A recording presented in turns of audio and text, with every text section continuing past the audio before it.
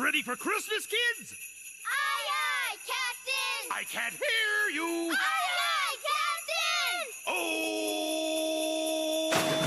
Who lives in a pineapple under the sea? SpongeBob SquarePants. Absorbent and yellow and porous as he. SpongeBob SquarePants. If nautical nonsense be something you wish, SpongeBob SquarePants. And drop on the deck and float like a fish. SpongeBob SquarePants. SpongeBob SquarePants. SpongeBob SquarePants. SpongeBob SquarePants. It's the SpongeBob Christmas special. La la la la la la la la la la la la. Ahoy, mateys, and welcome to another episode of I'm Ready, a SpongeBob SquareCast. My name is Captain Eric, and we are continuing our sail through the second season of SpongeBob SquarePants. Merry Christmas, everybody. Here we are at SpongeBob's very first Christmas episode, Christmas Who. It is the 28th episode of SpongeBob SquarePants. It is the first double episode of SpongeBob SquarePants, and it is important because it is also the debut of the characters Patchy the Pirate and Patchy the Parrot, two characters who would become synonymous with your bigger SpongeBob episodes, your specials. They're the first live-action characters that SpongeBob has under its belt, and they are beloved in the SpongeBob SquarePants world. As far as fans go, the joke is also that Patchy is the president of the SpongeBob SquarePants fan club. He is SpongeBob's #1 fan, and he's always trying to meet SpongeBob, and SpongeBob has no idea that he even exists, which is why that moment at the end of SpongeBob's big birthday blowout was just so special to finally have the two interact with one another. I absolutely adore Patchy the Pirate as a character, and I'm sure most SpongeBob fans do. So also, this episode has no This Week in Nickelodeon history. If you're listening to this episode and you enjoy those segments, they are now separate releases on both the feed of the audio of this podcast, the I'm Ready a SpongeBob SquarePants audio feed. So if you're listening to this on your favorite podcasting platform, there'll be two releases every week, a This Week in Nickelodeon episode and an episode of I'm Ready a SpongeBob SquareCast. If you're watching this on YouTube or Facebook, then it's on the same channel, if you will. You can go and search that. But so this is all strictly SpongeBob.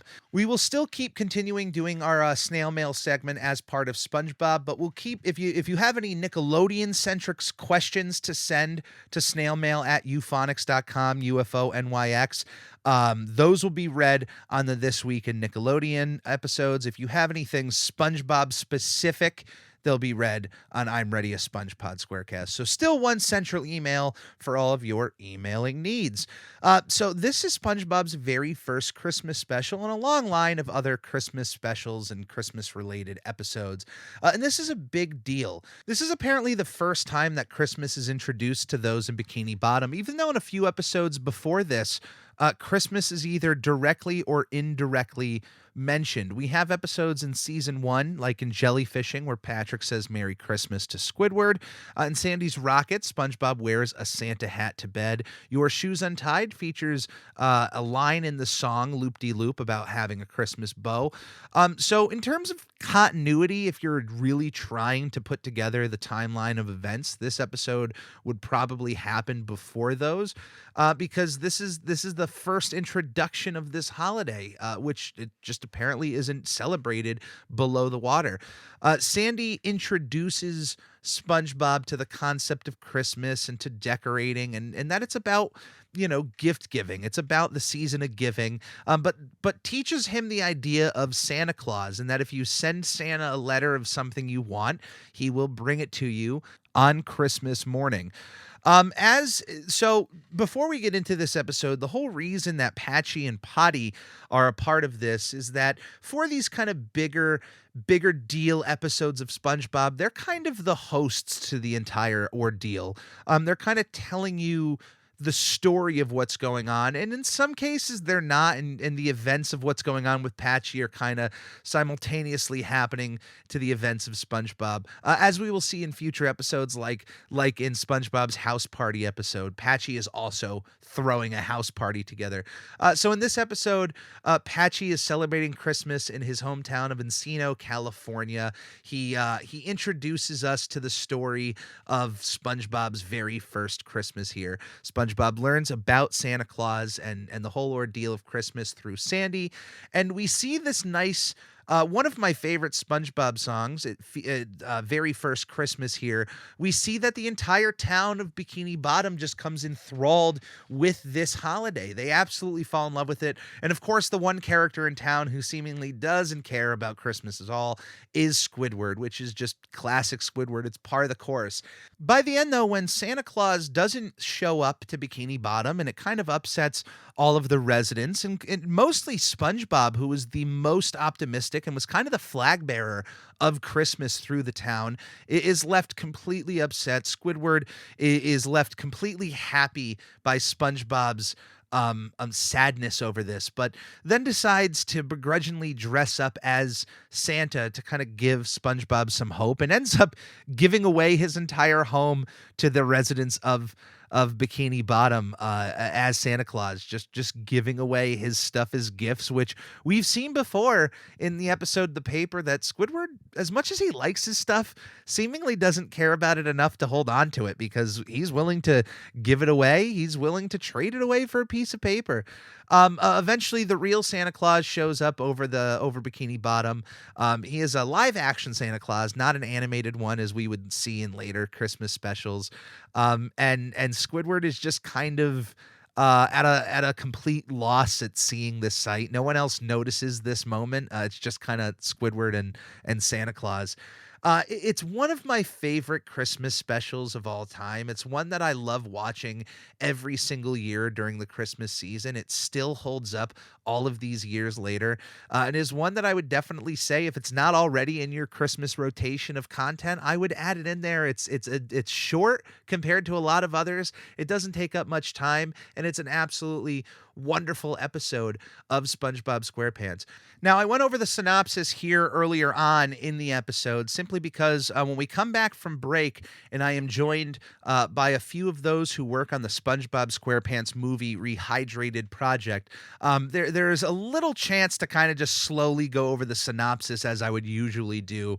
But we have a wonderful conversation about the points in the show that we really like, Christmas experiences, and of course the conversation can kind of go down any avenue it decides to take. I try to reel it in as much as I can back to Christmas Who. But I absolutely, the beautiful thing about this episode, though, is seeing the enthusiasm of the residents of Bikini Bottom towards Christmas. During the song, my favorite moment of this entire episode is when you have everybody together under the tree, seeing it lit up. Patrick, sits atop as the star, and I love seeing that this community just kind of took this foreign holiday and just decided, like, hey, we're all going to do it. It's wonderful to see. It's a beautiful moment. I love seeing that shot of all the Bikini Bottom citizens, of the glow of the light shining on their faces as they're singing up to it. It's a beautiful moment. Seeing SpongeBob's enthusiasm for Christmas is also infectious. He exudes the Christmas spirit of really giving, and gives everybody this wonderful holiday to fall in love with. Of course, everybody is bummed out when Santa Claus doesn't show up, but it's nice seeing Squidward there by the end too, just have a moment where he does something nice, especially for SpongeBob. It's one of the nicest things we've seen him do, because not only does he help out SpongeBob, he helps everybody with their Christmas morning, giving away his house there. So it's a standout episode. It's one of those that really, it's special in its own way. I don't know if it's because it's a Christmas special or because it's our first double length episode, but it's one that is constantly remembered. It's if you think about like television Christmas specials, this has to sit up at the top here. So we're going to take a quick break, but when we get back, we're going to be joined by a few from the project there, including SpongeBob and Patrick himself, the voice actor Double Time 32, who is a part of the project. We're going to talk all things Christmas Who, and we're just going to have a nice conversation about SpongeBob. So we're going to take a quick break, and when we get back, we're going to have more talk about Christmas Who. I can't believe anybody would celebrate a holiday where a jolly prowler breaks into your house and leaves gifts. Like a genie. Pipe down, Squidward. I'm trying to concentrate. This thing is as good as a blank check, direct from the First National Bank of Santa Claus. Magic Conj, will I ever get to meet Tom Kenny? Maybe someday. Oh, so you're saying there's a chance. Okay. Should I tell fans of the show how they can support us? Yes. Goofy Goobers, supporting the show is shockingly easier than catching a blue jellyfish. Right from our anchor page, anchor.fm/SpongePod, you can find links to all of our social media and a support button if you happen to have a few extra clams. Also follow us on twitch.tv/SpongeBobPodcast, where it's not only the official home to our sister show, Video Bob Game Pants, it's also where I stream live drawings of various Nickelodeon characters and host the opportunity for commissions and giveaways. Lastly, the official merchandise store is now open at redbubble.com/people/SpongePod, where various designs will be uploaded inspired by our show, including our official logo, which is now available on a multitude of products like t-shirts, stickers, duvet covers, and even a shower curtain. This is a podcast by a fan, for fans, and will always be fan-driven. Any way you see fit on supporting our show is much appreciated. Thank you, and enjoy. This Christmas feels like the very first Christmas. The first Christmas is this Christmas, 'cause it feels like the first Christmas to me. So Christmas Who is a very big monumental episode of SpongeBob SquarePants, because not only is it its first Christmas special of many more to come over the next 2 decades, it's the debut of Patchy the Pirate, who would become an integral part of SpongeBob SquarePants, especially around these special episodes. I don't know where each of you would rank Christmas Who as in your television Christmas special, like top 3, top 10, but I for me, it's literally up there in my top 3. I can't think of many others that would surpass it. But I'm so glad to be talking about this episode today, and joined with 3 very special guests as we try to get into the Christmas spirit on April Fool's Day. So with me today is, of course, we have had, I'm going to go in order of appearance on the show. We have the Gons fam, who is Squidward on the SpongeBob SquarePants movie Rehydrated. We have SpongeBob and Patrick, and I think a few splattering of other characters of the SpongeBob SquarePants movie Rehydrated. And we are Double Time, and we are joined by another guest here, who I know as Spooky of the SpongeBob SquarePants movie Rehydrated project. Spooky, tell everybody what you do for that project first and foremost. Well, I'd just like to say for the record, just to like kind of get little, like, I don't want it to get personal, but eventually I was the voice of Mr. Krabs in the project, but due to a little mishap, I was replaced. But it's like I totally understand why they did it. So, but now I'm just doing the voice of Squire. Hey, we have the Squire here. Mm-hmm. Yes, sir. But still, we're all here. We're all big SpongeBob fans. So, like, going back to that, this is SpongeBob's first big Christmas special.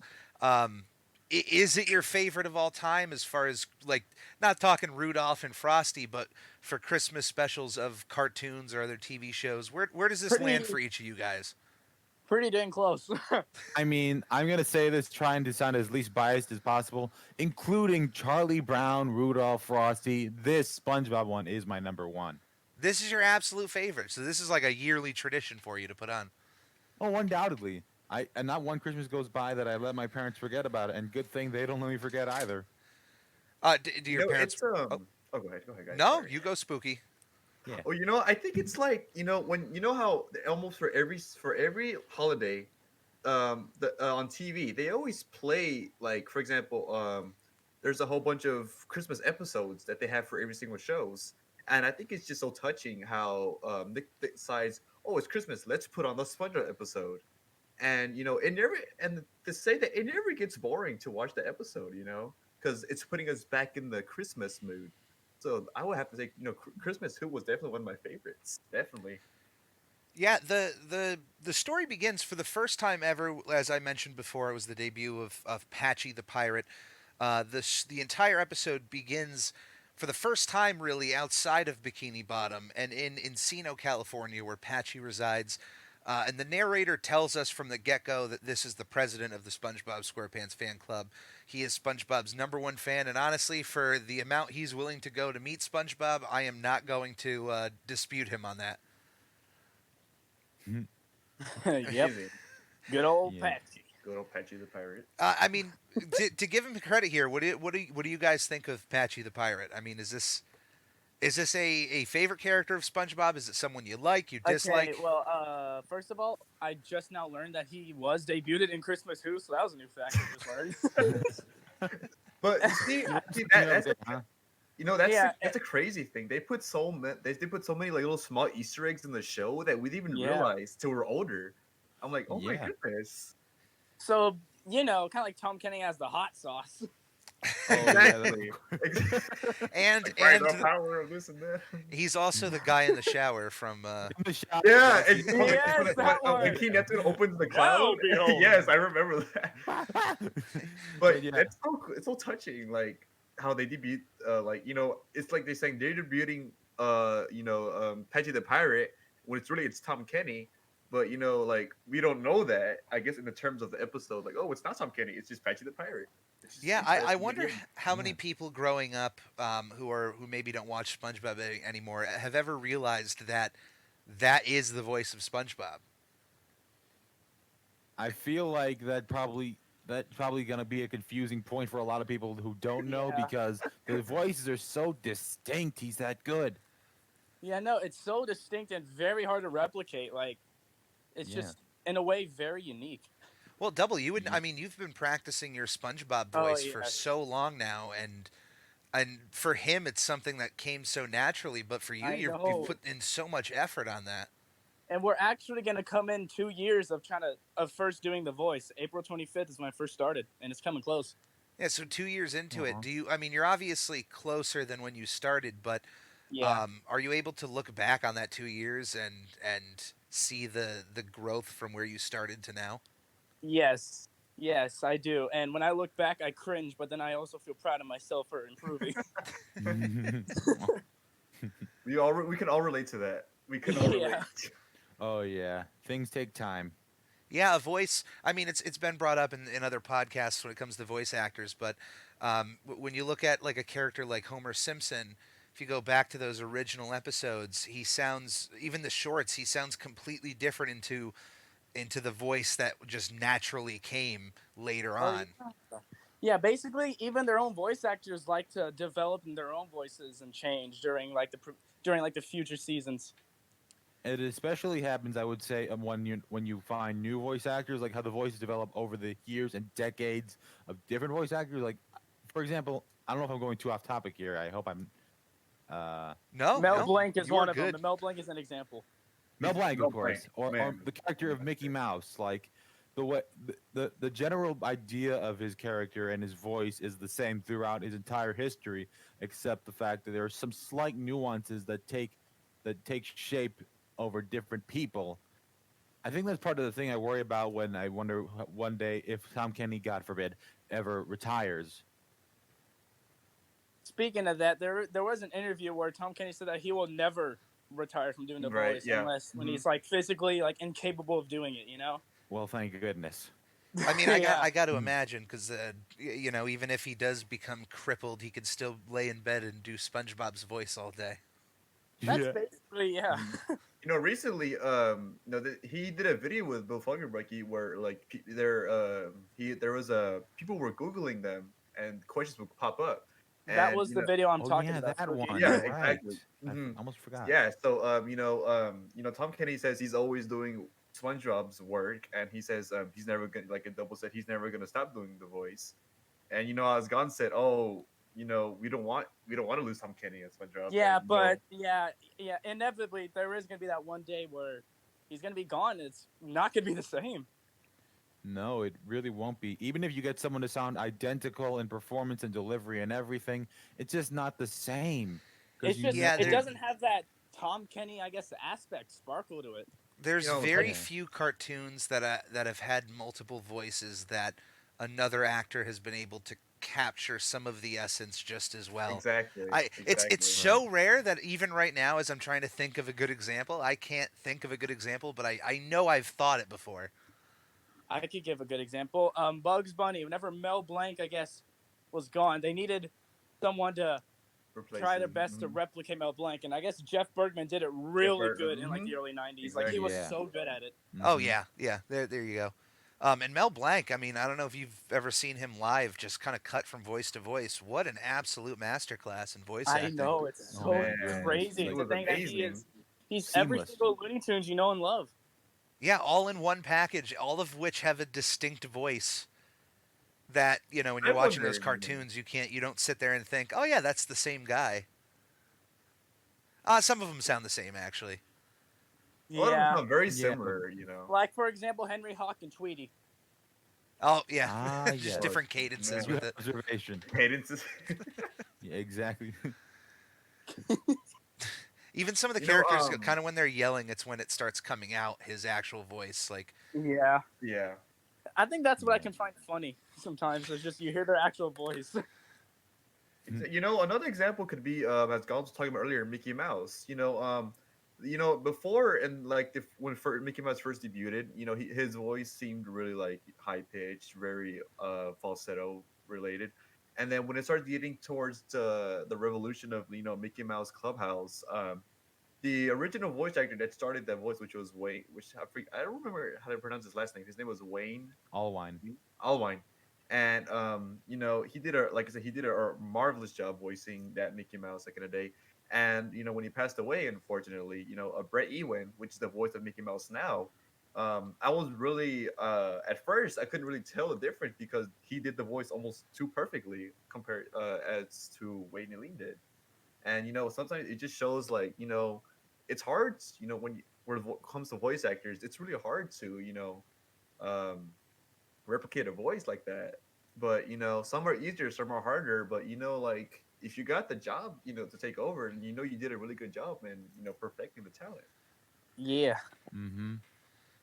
I mean, I'm a guessing. cartoon character's voice is just so special in every way. Yeah, They I'm catch a guessing good place in your almost the heart. same way Yeah. for Donald Duck. Like the first ever voice actor, Clarence Nash, had to like. It was like I think back then it was like really super difficult to replicate, but I guess once in the future people started learning it, and now we have Tony Anselmo, and now we have all these crazy impressionists doing it. Like I think it's just once people start getting a feel for a voice, I guess they just know how to do it. It's like becoming a trend. Yeah, Yeah, I think the funny thing about Tony, no, Clarence Nash is like, I, it was weird that how much of a trend he set doing that specific type of voice. In case I'm mistaken, that might have been the first time anyone did that sort of effect with their mouth like, for actual voice. Like, did he invent that? It could be, but I know some of the crazy stuff actors would do to their voice to get certain effects. I mean, I would Yeah. go and listen to Billy West talk about trying to replicate Popeye's voice, and like Oh, that exactly. it's just Yes. a buzz saw in the throat. I was just thinking about Popeye. That there was a woman who voiced Popeye for a few years there in the original shorts. Really, I had no idea about Yeah, that. I looked it up, and it was like it sounded almost like the male actors who had played Popeye at the time. If only I could Google it, but I don't want to like go off topic or anything. But it was I just couldn't believe like I thought it was like using some sort of vocal filter or some sort of thing they had at the time, but no, it just she had talent and. Well, Sometimes yeah. you never know where you're gonna find. and I'm these also voices. gonna give another example of a very unique voice, like Tom Kenny SpongeBob. That's very hard to, I guess, replicate is John DiMaggio's Bender voice. Oh yeah. Oh my goodness. Yeah. Speaking of Futurama, though, the one thing with Billy West, the smart thing was that so many of his characters, he just kind of emulates his own voice. like Fry and Doug, simply because it's harder to get a replacement for those cartoon characters because they Oh, just sound so much like his natural voice. He was smart. He's smart that way. He knows. I suppose he knows that if you're, I mean, not just that it's easier to use your own voice, but also that like if you put your own stamp on it, like then who else are they gonna find? At least for a long time. So I think that was both conservatively speaking pretty smart on his end. Well, yeah, and speaking of Mel Blanc this whole time, he's probably the closest we have to a Mel Blanc that I can think of. I Doing know. both Ren and Stimpy, doing the amount of characters he did oh. on Futurama with conversations with one another, like that's, and he goes back from voice to voice each, instead of just recording one at a time. Yeah. Speaking of Mel Blanc, Mel Blanc did, like Bugs Bunny doing an impression of Daffy, Daffy doing an impression of Bugs. Like, Oh yeah. That's yeah, impressive. and I That's think really he's Yeah. the only one from my research that has managed to pull that off. I think The Simpsons tried that, but it wasn't as, I guess, effective as how Mel Blanc could do it. No, that's such a nuanced, incredible skill to have. It's like, when you think about it, like I always thought when I was little, like, is this really coming out of our vocal cords? Like this sound? And like to be able to replicate a sound using our vocal cords, like whether it's an impression of a character or a celebrity in general, like it's just like how do people I've never understood how people actually get that talent. Like, oh, you know what I'm gonna do? I'm gonna try to impersonate this person or this cartoon because I like the way it sounds. And then eventually they practice enough, they actually sound like the character, and they're like, oh my god, to a point where it actually, like, hey, why do you sound like this person, or why do you sound like this person? It's just so like traumatizing to like see how powerful our vocal cords can be when it's. I just think Hmm. it's natural as a kid to try to replicate the things you see on television with your friends Oh or the yeah, things you hear. I remember doing that. Oh I my I god. remember. did that all I'm the gonna get time as a kid. but go ahead, Spooky. Sorry. Oh no, I was just saying, like, it's just crazy. Like, like I just can't get over it because like I was the same. Every time I watched the sound or cartoon, I'd always try to do the same voice. Like I grew up watching Mickey Mouse and Elmo and Barney, so it was always a temptation to kind of try to mimic the voices, which is just like pretty silly of me because my parents think I'm completely crazy. Aw. That comes Oh, with the territory, yeah. I suppose. Oh yeah, during my first phases of trying to do voice impressions, my parents thought I was crazy, but now but now that they're used to it, they're very supportive. Well, what's I what's get, Aw. crazy is when usually when you're into something that your home environment thinks is weird, you end up kind of falling into even a bigger group of people than your home environment that are all Yeah. into the same thing, which is the internet, basically. Oh yeah, yeah. I can't Everybody can thank the admire. life enough for the internet. yeah. Give me I these guys. remember meeting Gons because one person decided to make a group chat of voice impressionists, and then I remember meeting Spooky in a Discord server, and here we all are together. Yeah. Absolutely. Now you guys actually did a voiceover of the entire episode of Christmas Who, right? As a live Oh thing. yeah, Was that Yes. during December time? yeah. It I believe. was. Yes. Yeah. Um I mean, how is that going through that episode? Did you guys do it live for everybody or did you pre-record it? The song was the only thing pre-recorded. The rest was live. I believe I actually stood in for Patchy, and I gave such, I believe, a horrendous performance that we had pre-recorded lines of Patchy from my Aw. end.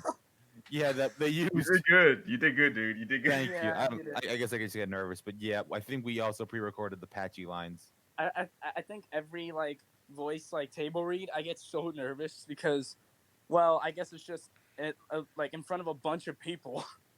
I know, and I can imagine. And what's weird is, I actually, for the little method actor in me, decided to try and go for real emotion when I was doing a certain scene. It was a scene when SpongeBob's crying and Squidward's like, he made me a present, and then I'm actually trying to get all emotional because I know Squidward sort of gets that feeling in his mind at the time, and it just So like you were trying to like make yourself like force cry or something.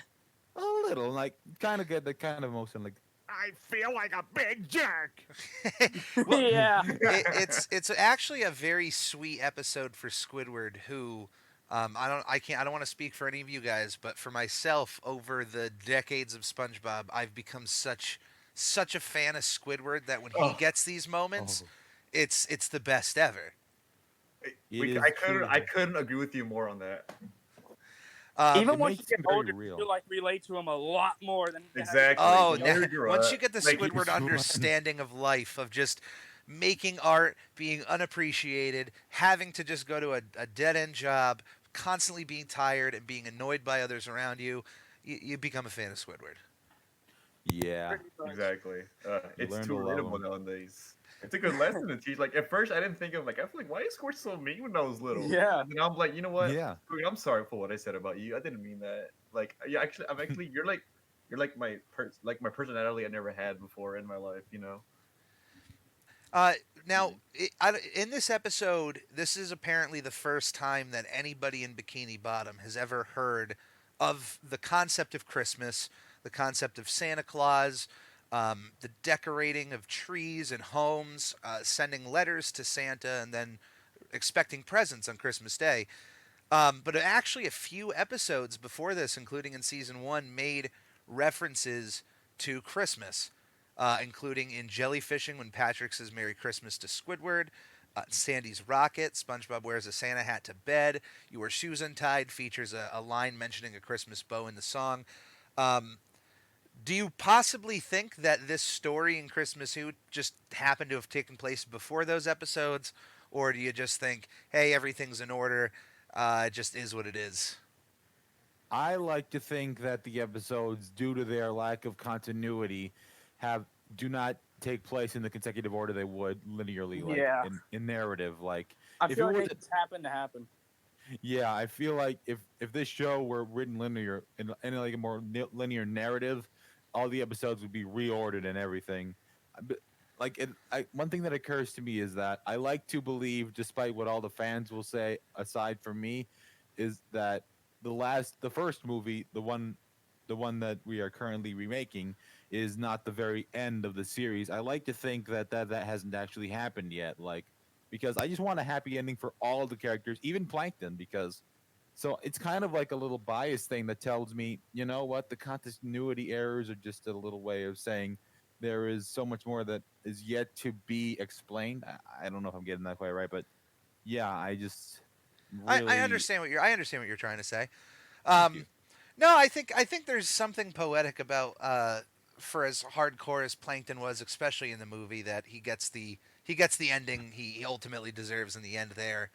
Yeah. And I'm sure maybe somewhere behind bars he finds some sort of happiness in himself. Maybe he learns to train clams. Kind of in He you learns know. to have his own He minions. could just slip out of the iron bar and run away again.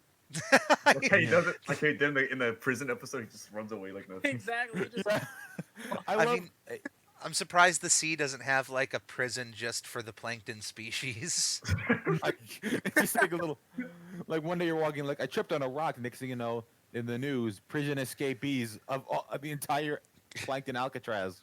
what I like to find funny is that obviously Plankton can walk through it, but he just doesn't. It would My be funny God. if they had an episode where the jail was the size of like a sandcastle, and there was just one guard for the whole Like, jail.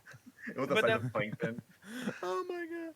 But then, like on the inside, it's like a massive prison. Yeah, like one of those ultimate, like bigger on the inside gags that you see in cartoons. Yes. Yeah, like I the get episode, you. like the episode Squidward and Clarinet Land, like where he puts like in the little what's it called? Just I the guess- locker the is like a safe? whole like. and it's like a whole, communication and the world. inside is like a whole humongous locker room of blocks, and Yeah. just like Yeah, leads to a whole new world. Like oh, just Clarinet go- Wonderland. it was. Who wouldn't want to go there? Come on. I He wanna must go. have been That's on my something, dream. I swear. I would so like. to Oh go my there. goodness, there is so I'll much have to be to said go about that. Given the we also get the song "The Very First Christmas." I would say, in terms of Christmas songs for a cartoon, definitely my favorite that has been out there. And one thing I just wanted to note is that the Mr. Krabs' falsetto voice at the end Yeah. Oh my is goodness. done by D. Bradley Yes! Baker because Clancy Brown Yeah. could not hit Cannot- the high notes. I really love that part. It's so You know, fun. at first I really thought was Clancy Brown doing that, because I was kind of freaked out at first. Like, wait, is Yeah, that Clancy doing yeah. it? But then I honestly, realized, knowing oh, there it was wasn't. no way Well, he like, could reach that. oh, like, Oh, for Clancy, is that years you? I definitely thought the voice actor. I was like, wow, good for him. He hit those notes high. I thought You know Clancy what? Brown did it. He had like a four octave range or something like that because I couldn't believe it. And I think that's like the only song that I actually feel like confident with singing with my voice because like later on I'm gonna have to practice singing it, and I feel like that's I guess a good start to trying it. You know what I mean? Mm. Because his voice is so low tone half the time. Yeah, they don't do too many songs in the show, as much as other shows did. Like I felt like Fairly Odd Yeah. Parents did a lot Oh, more music. definitely. Well, they did had so Guy Moon, many. who was just so talented writing this stuff out. Man. What was that guy's name? I think it was like Clark something, but like he made a song about Vicky or something. Was Oh it my Vicky? goodness. Oh, Vicky Chip Vicky? Skylark. Chip Skylark. Oh, Chip Skylark. That's the There name. you go. Why did I think Clark? Chip Skylark had like three or four bangers on that show that were all fantastic. Shiny Teeth, Exactly. Vicky. Hey Vicky, you're so icky. VICKY.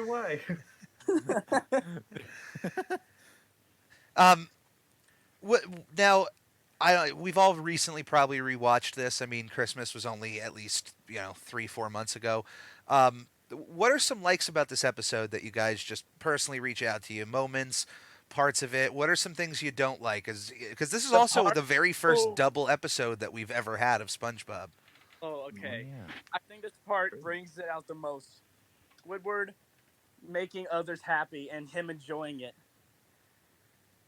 Yeah. Yeah. Like, giving people's presents like as if he's Santa Claus. Yes, but like I think- think that's the moment where he realized that, I guess, bringing others happiness in a sort of way just, I guess, is a really good feeling to yourself. He even said it himself. Like that actually felt kind of good. Yeah. Like, He just gave away his home. It was oddly and everything. sweet that even though he left himself Practically- with nothing, he was just. He had everything. he gave think- his house away for free. Pretty much. I mean, he gave it away for a piece of paper once, so I don't think it takes much to get everything out of Squidward. Exactly. I was like, If you play your cards right, he'll give anything. Mr. Paper.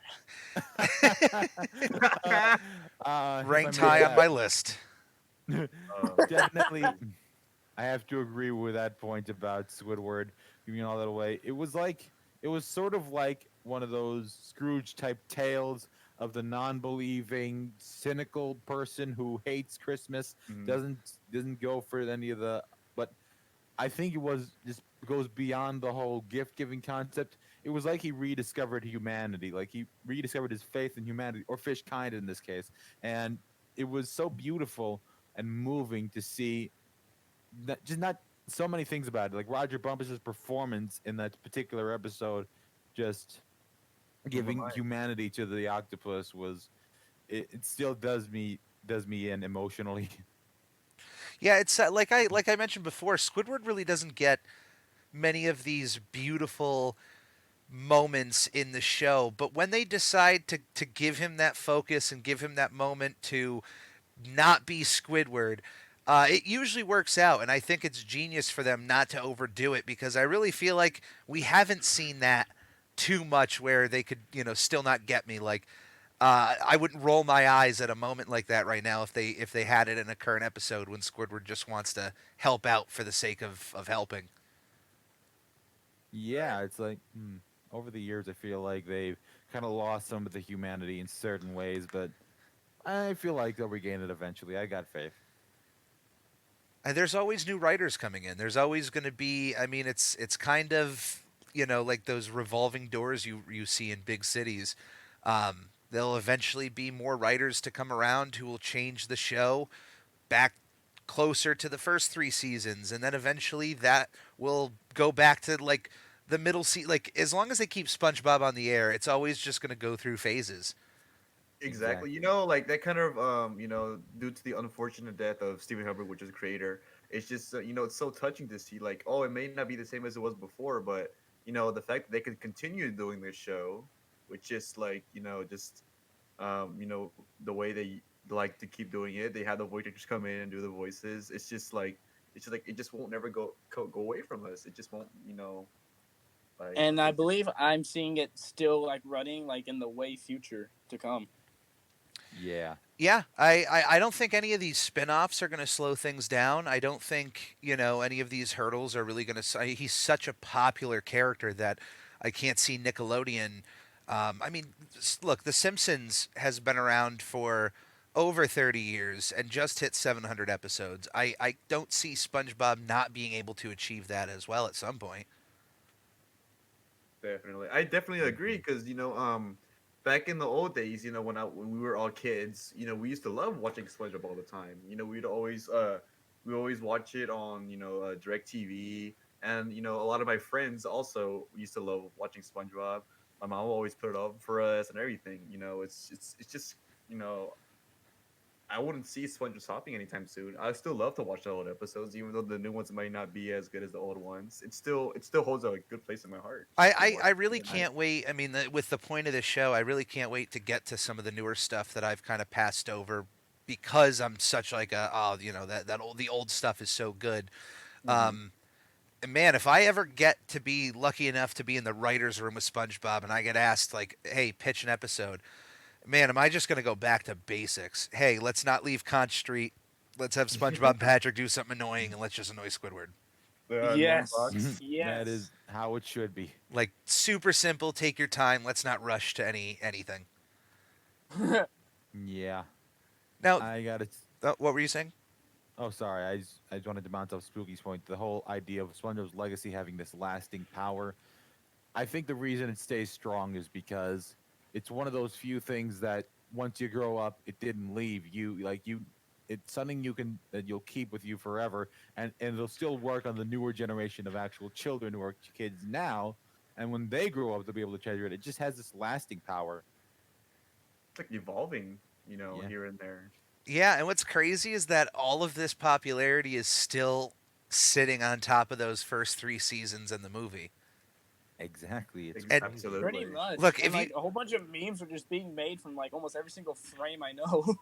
oh, Oh it's yeah. almost every meme has come from the old stuff except for I think the chicken SpongeBob. Um, Yeah. which is Yeah. is Exactly. a good it's a good bit. It's really funny. It's something I've seen from a newer episode that made me laugh.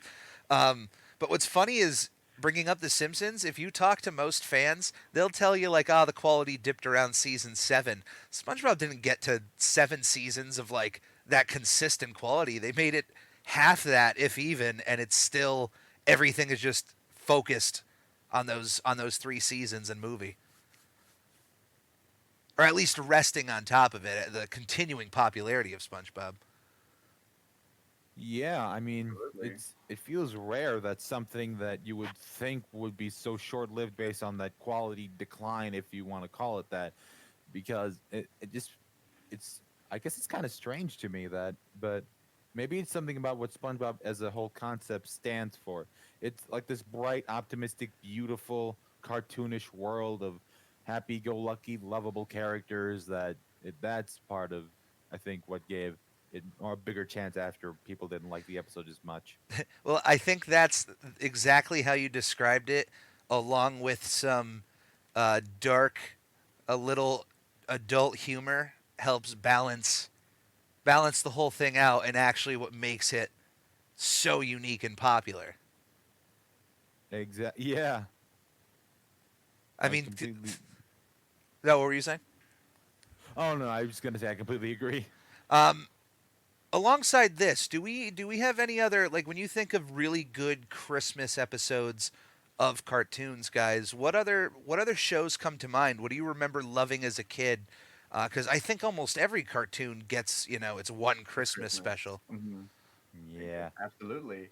I also, as a lover of SpongeBob, I grew up all around all watching like Fairy Odd Parents. Fairy Odd Parents had a Christmas episode also, and Drake and Josh, was not a cartoon, but it was still a kids show, and they had their own Christmas movie, and Oh yeah, that things was like that was that. such a weird one. They came back.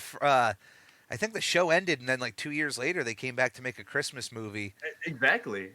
Huh. That's what it's so shocking to me. Like, oh, I thought you guys had just finished the show, and now you could come with the Christmas banger. And I love the movie.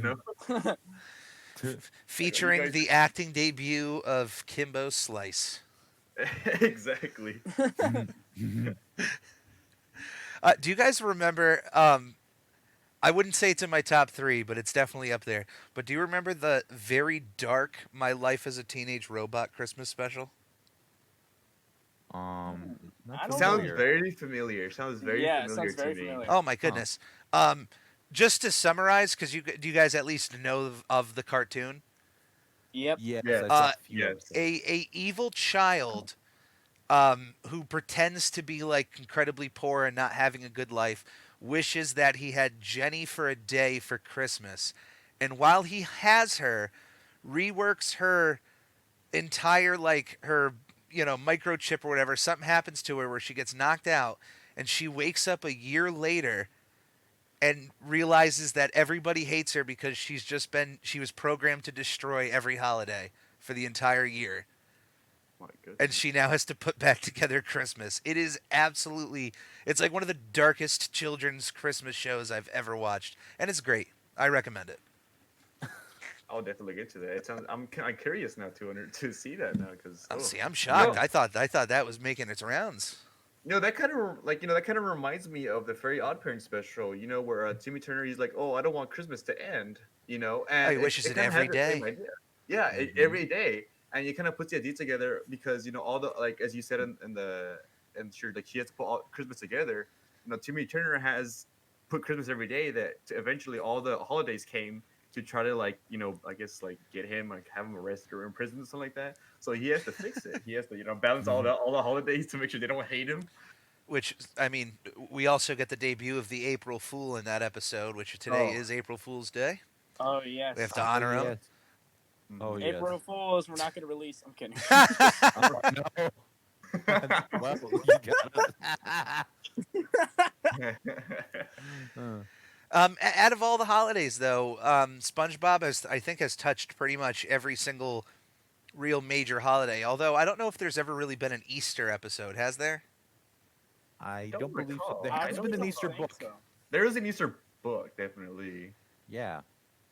Do we have a favorite when it comes to SpongeBob holiday episodes? Christmas. Christmas. Is for it me specifically this one, or are we going with another Christmas episode? Well, basically just Christmas in general, like the stop motion animation. I like that one as well. Oh, it's it's a SpongeBob Christmas? Yep. Which I- yeah. I honestly like that one a lot as well. It's really cool. I definitely like the Christmas Who episode because it was the plot was a little odd for me in a way, but I've watched it so many times as a kid I could never forget it now. I never watched any of the new SpongeBob episodes. But just this one always caught my attention because we watched it as a kid, we were like, oh, we already know what's gonna happen, but we still want to watch it because we're intrigued by it. Yeah. There's something very sweet about the episode that I just was thinking about, that just because of Sandy's knowledge of Christmas and she teaches SpongeBob, it's really sweet that the entire town kind of gets into this Christmas spirit seemingly out of nowhere. Like, imagine somebody coming into a room or into your town and just telling you about this holiday you've never heard of in the entire town, just going, okay, let's all do it. It's all Honestly, fits in. that is such a wholesome observation I never thought of. That's basically like that moment where SpongeBob, I guess, made up a holiday with a whole bunch of grease around the town. Oh yeah. Oh yeah. I remember. Yeah, my favorite shot in this entire episode is during the song when everybody is coming together at the tree, like just having all these characters celebrating this holiday. And if you sit back and think about it, it's like they just learned about this, I think, earlier this morning, or I think a few days at least. That is, I mean, it's kind of teaches you to I would hope teaches you to, I guess, be accepting of people's other traditions and stuff. Because I can't think of many places I would go to where I would introduce some things.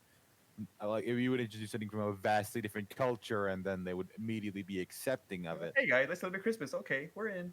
Yeah, that's actually really cool. Yeah, Christmas itself has been adopted kind of like every country kind of around that December time is doing something, even if it's not Christmas itself.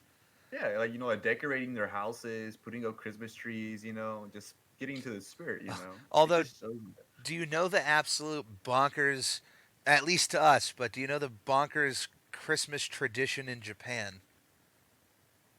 No. The Tell me.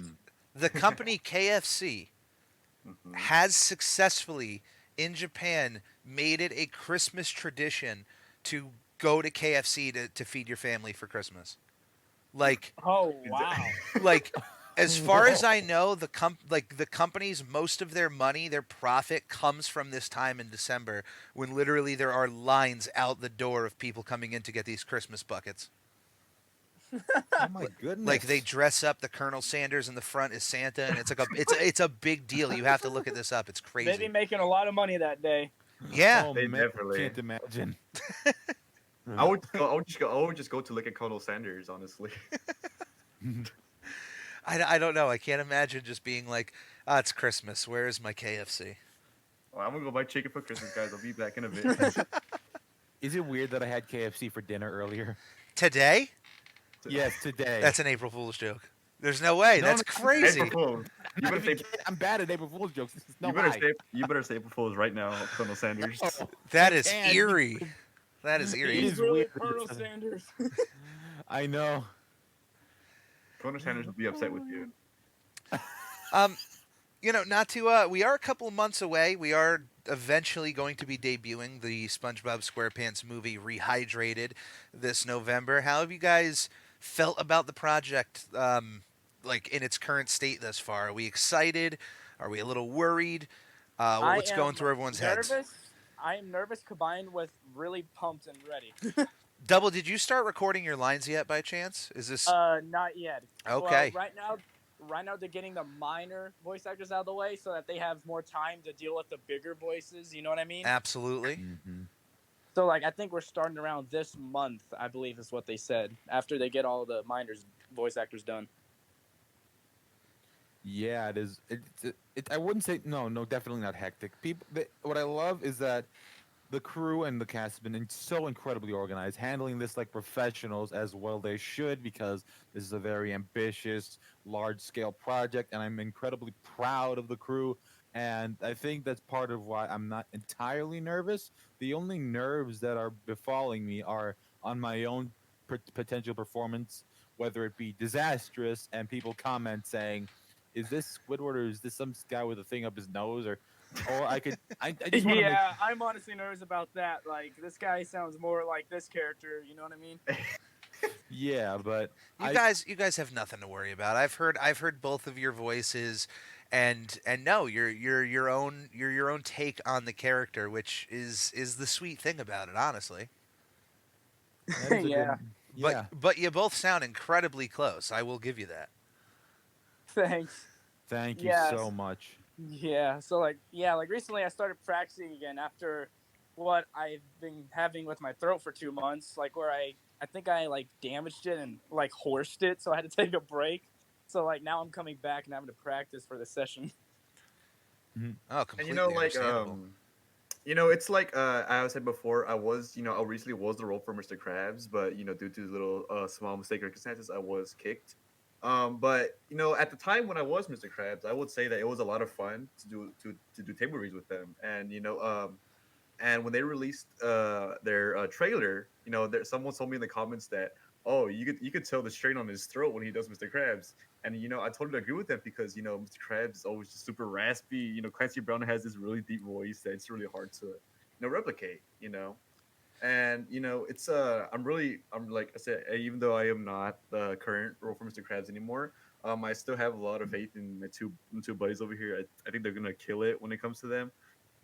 They got it. You're gonna But yeah, kill it it with was your Squire, Spooky.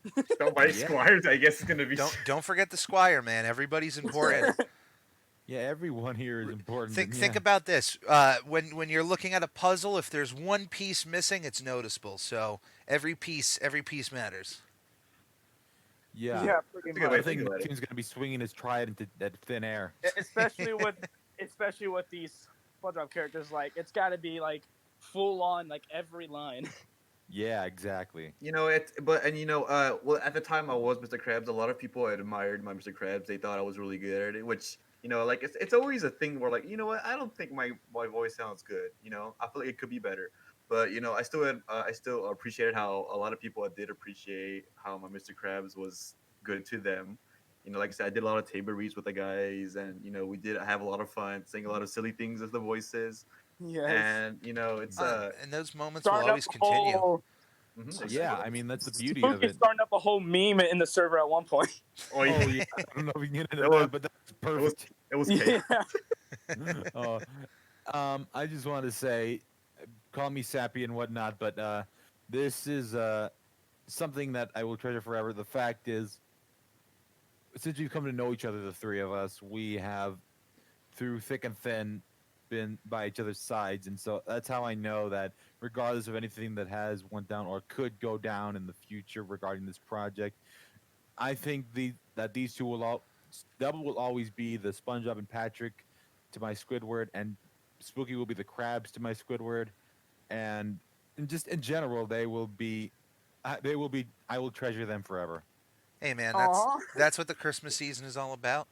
Hey, thank Oh, you, yeah. boy. You just got it right there. Oh, Aw, we got to sneak in Was with that a Mr. crab? Krabs. that was, and it was good.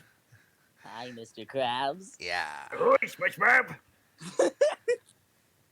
Christmas. Devil, I'm just gonna forever Yeah. anytime we're in oh my god, I love it. Oh yeah. Oh, it's the best. He does that. It's It's so funny when he It's does so that. I oh swear. my goodness. I don't know, it's so I have no idea why that just tickles me so much every time I It's hear it. funny It makes me because- laugh. Yeah. Yeah, we tell him, hey, no, Yeah. we gotta practice that line, and he's like, you know what? I'll practice it. Yeah, and he does Yeah. that, and then One day, I guess I just did it, and like everyone liked it, so I started practicing it, and now I'm like, Yeah. That needs to be somebody needs to say that has to be the last note of the movie, like right at the end of the credits, or either right at the end of the after credits part. There just has to be the like right Oh, as it my ends. There have been crazier suggestions. I am willing to put this in the suggestion box. The overflowed suggestion box. Here we go. Post-it note. let's put it in our imaginary box. Oh man, I think like this is just an absolutely wonderful episode. If you're ever during with Christmas, but that's crazy. If you're ever hanging out with family during Christmas time, I think this is an absolute wonderful episode to put on. Out of the slew of television Christmas specials, Christmas Who definitely sits closer to the top than it does at the bottom. So I thank you guys for hanging out with me today and talking about Christmas Who and a bunch of your experiences. Each of you, if you want to plug whatever you'd like, social media, a YouTube channel, a Pinterest, anything, go. Google Plus, I'm going to it. MySpace, Tinder, whatever. Oh my god. I had a MySpace with SpongeBob on it. You guys have no idea. Like, wait, did anyone else here have a MySpace channel? I did, and my brother did also. Oh Not my me. goodness, going to the code of it and like trying to add different widgets and stuff, it was just absolutely crazy. I don't know if you did any of that. To modify one thing would take like forever, and we had really slow internet too, so it would take forever to update. Like I could swear I updated this, and it wasn't updated.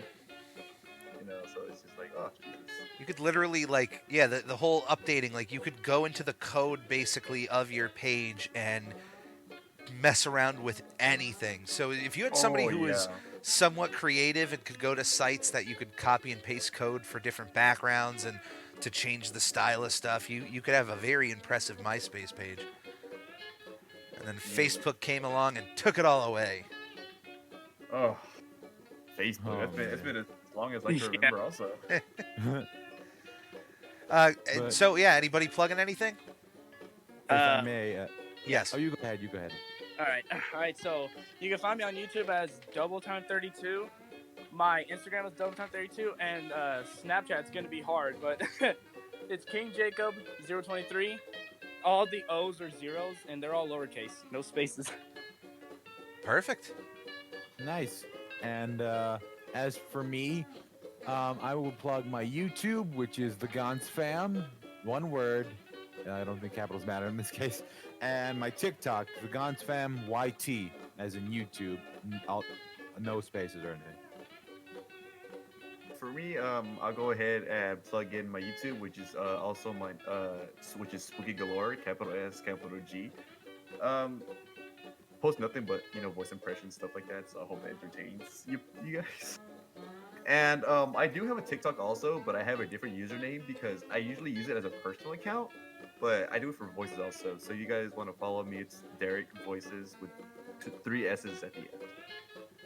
Yeah, absolutely. Any of the plugs that were just said will be in the podcast description, so you can check there if you would like to check my buddies here out. But I do want to thank the Gons Fam, Double Time, Spooky. Thank you for all coming back onto the show. Spooky, thank you for joining us this first time. Hopefully we get you on another episode in the future, and you and I can talk a little bit one-on-one. And I just want to thank all you guys for coming on tonight, and Merry Christmas. Merry Christmas. Merry Fool's Day.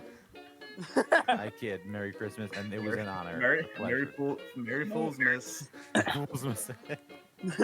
I appreciate you having me, Mr. Cheese. Absolutely. Oh, yeah. Who wants to try their Mr. Krabs falsetto? Okay. I'm ready!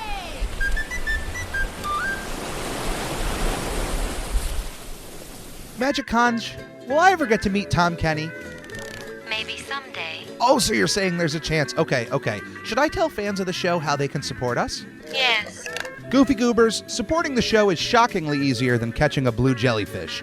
Right from our anchor page, anchor.fm/SpongePod, you can find links to all of our social media and a support button if you happen to have a few extra clams. Also follow us on twitch.tv/SpongeBobPodcast, where it's not only the official home to our sister show, Video Bob Game Pants, it's also where I stream live drawings of various Nickelodeon characters and host the opportunity for commissions and giveaways.